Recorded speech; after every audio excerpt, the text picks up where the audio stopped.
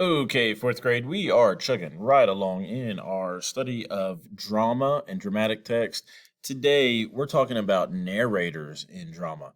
As always, we have a learning goal we'd like to accomplish today, followed by some success criteria to help us reach that goal. So let's chug on over to that slide and see what we got going on today. Today, we are learning to identify and describe the use of a narrator in dramatic text.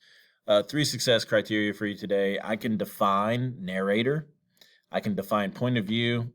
I can distinguish between dialogue and narration in a dramatic text. And I can use all that to determine the role and use of a narrator in a dramatic text. First and foremost, let's look at that vocabulary. Pretty simple. We've talked about these before in other text, especially fiction. The narrator is the person telling the story. The point of view is what the narrator can see or what the narrator knows. All right. So let's dive in to our example we've been using all week and see exactly how this looks like or what this. We are going to kind of give you a step-by-step process on how to determine the narrator's purpose. All right, guys. So first step in determining what the narrator's purpose is in a play is to really visualize the stage.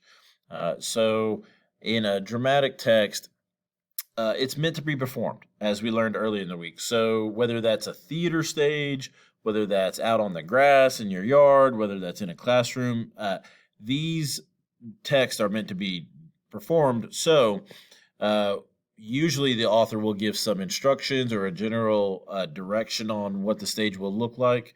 So we as the reader need to visualize that stage. So as an example of this, we're going to go back to 50 Below Zero.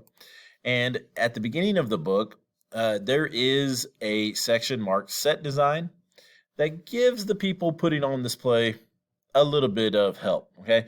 So we see here that there's Jason's bed. Okay. So we need some sort of thing to represent a bed. We need a refrigerator that can be made of two sturdy boxes or a toy one, but we need a refrigerator. We need a coat rack with some parkas and jumpsuits and whatnot on there. And then down here it lists the props and costumes. Okay? So we use this to sort of visualize what the stage is going to look like. Okay? Because we have already read this, we know that a portion of this story eventually takes place outside. Okay? And that's very important because in a stage, if you guys have ever seen a play, they try to make everything happen in different scenes on the same stage. So it's very important to understand how a play would look like. Okay. So if we can visualize the stage, then we can start to see the next step take effect. And step two is ask yourself, what do I need to know that can't be learned from dialogue or stage directions? So here we see the very first page of dialogue. There is a narrator. Okay. So what do I need to know? The story is called 50 Below. I need to know what time of day it takes place. Okay. The author did not include any of that in stage directions, so because they've chosen to have a narrator tell us that. Okay.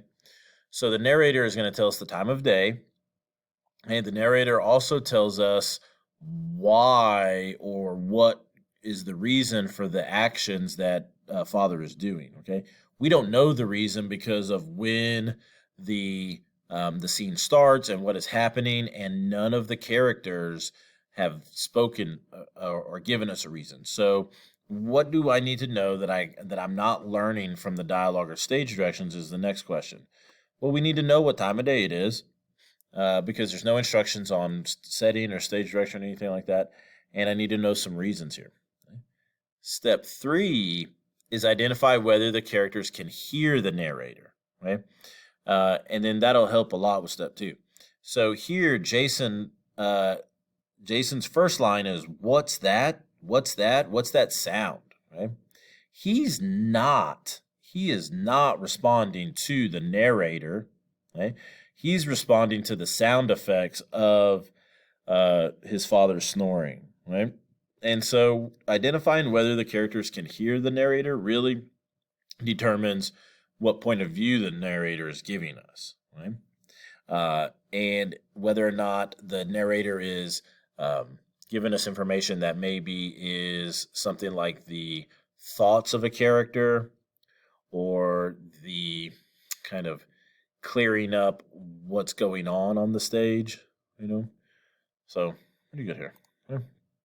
As a quick review, very quick lesson today. Sometimes dramas have narrators, and you know what?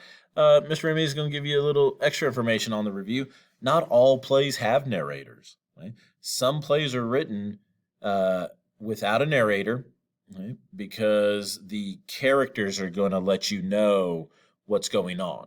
The set designers and everything, they're going to react on stage in a way that a narrator is not necessary.